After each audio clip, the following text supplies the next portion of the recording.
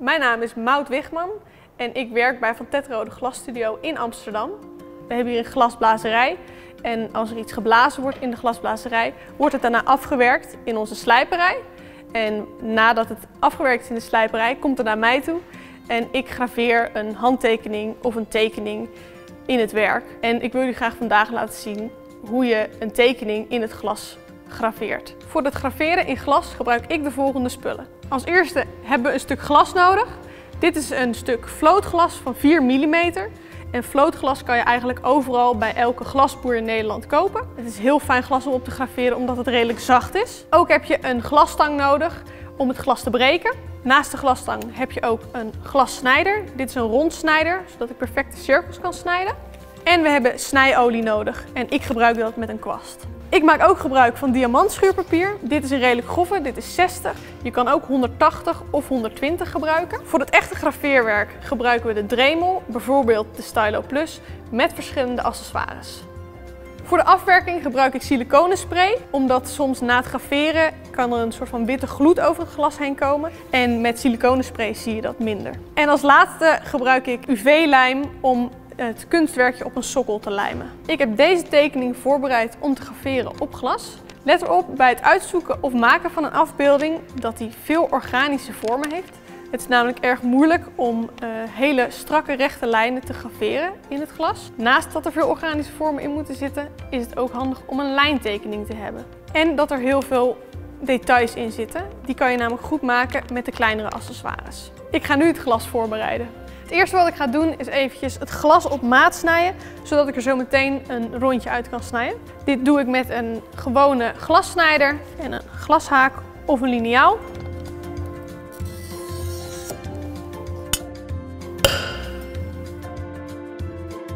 En de volgende stap is om uit het vierkant wat we net hebben gesneden een cirkel te snijden. En daarvoor hebben we nodig de rondsnijder. Even goed op het midden plaatsen.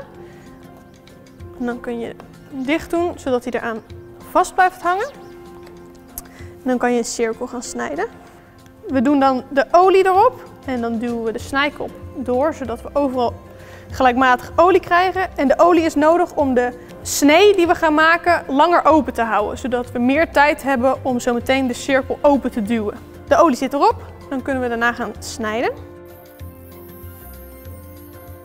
Totdat je hem weer terug hoort komen in de snee die je net hebt gemaakt. Een klein tikje. Dan kan je de rondsnijder eraf halen. En dan mag je hem gaan openmaken. Dit kan je gewoon met je vinger doen. En dan loop je eigenlijk de snee telkens iets verder open. Tot je weer bij het begin bent. Nou is hij helemaal open. Kun je hem eventjes omdraaien. En nog even langs de rand duwen. Dan draai je weer terug en doe je hetzelfde aan de andere kant. Dit is om zeker te weten dat hij overal open is.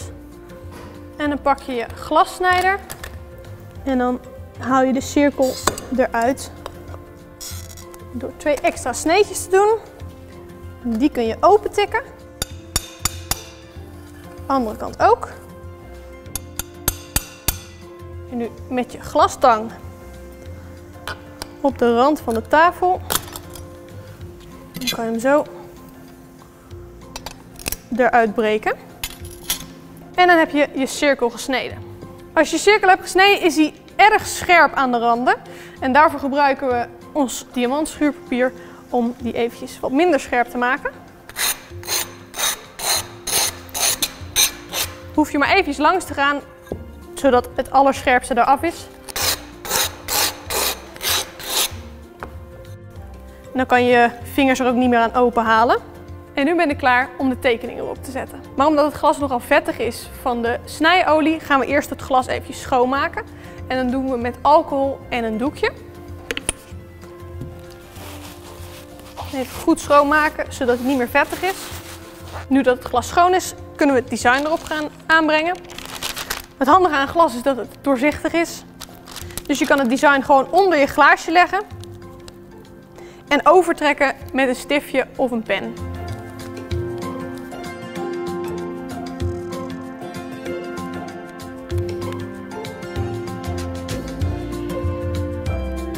Tijdens het graveren is het erg belangrijk om handschoenen aan te doen en een mondkapje op te doen voor het stof en de rondvliegende splinters. Ik heb een bril, maar als je zelf nou geen bril hebt, is het verstandig om een veiligheidsbril op te zetten. Het design staat nu op het glas en we kunnen beginnen met het graveren. Ik doe dat met de Stylo Plus. Hij is namelijk klein en je kan hem als een pen vasthouden.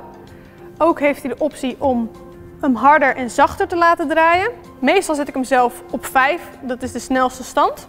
Het eerste wat ik nu ga doen tijdens het graveren is gebruik maken van dit stiftje. Dit is diamantstift 7103 en deze gaan we gebruiken om de contouren te zetten, omdat hij klein is en een rond kopje heeft. Als we deze in de Dremel gaan zetten, moet hij ongeveer een halve centimeter van het kopje af zijn. Dan zit er hier een knopje wat je in kan drukken, zodat je hem kan vastdraaien. En om zeker te weten dat hij goed vast zit, kun je hem nog even extra aandraaien. Ik ga nu eerst de contourlijnen overnemen met het diamantstiftje. Dat zijn eigenlijk de basislijnen die ik straks moet gaan volgen als ik met andere stiftjes te werk ga.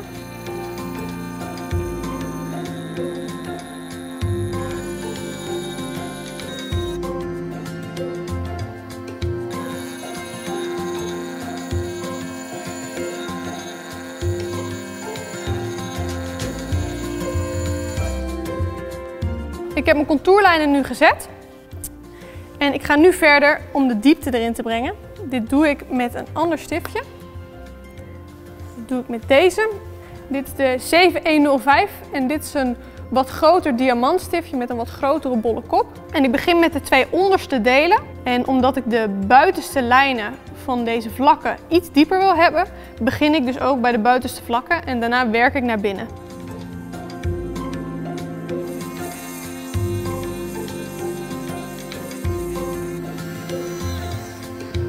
Nu dat de grotere delen en de diepere delen gegraveerd zijn, ga ik de rest van de lijnen met dezelfde kop doen.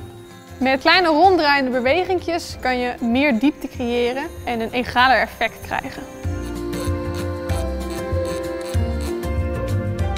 Als de allerlaatste lijntjes gezet zijn, kun je de details nog toevoegen met een ander stiftje. De laatste diamantstift die ik ga gebruiken is de 7144.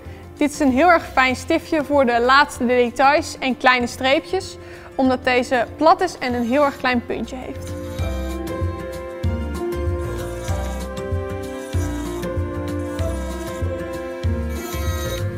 Wanneer alle details gemaakt zijn, kun je met het laatste stiftje nog eventjes een vlakje onderop gaan zetten, zodat we hem uiteindelijk kunnen afwerken en mooi kunnen lijmen op een sokkel.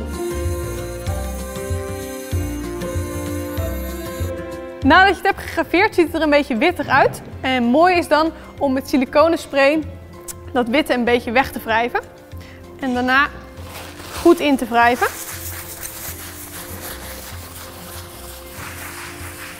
En dan zie je meteen dat hij veel minder wit is geworden en veel transparanter. Ik heb een sokkeltje voorbereid om mijn kunstwerkje op vast te plakken. Dit vastplakken ga ik doen met UV-lijm. Die ga ik aanbrengen op de sokkel. En daarna ga ik deze uitharden met een UV-lamp. En een UV-lampje zorgt er eigenlijk voor dat die lijm binnen enkele seconden al hard wordt. Zo. Het uitharden duurt ongeveer 20 seconden.